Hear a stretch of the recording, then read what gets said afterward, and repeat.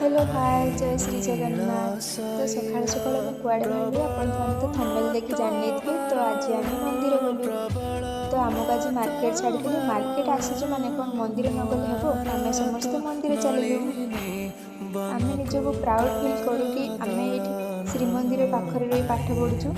लोक माने तो बहुत दूर आसुचंती देखिबाकू। तो आमे एठी पाखरे रहउचु, जेतेबेले इच्छा सेतेबेले चली आसुचु देखंतु।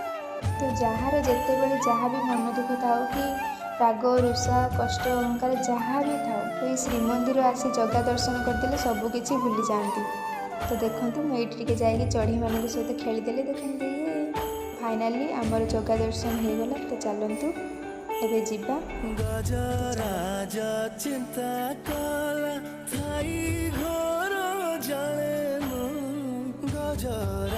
आपण मानक जदि भिडियोटा भल लगी तो लाइक एंड सब्सक्राइब करबो जमार भूल। नमस्कार।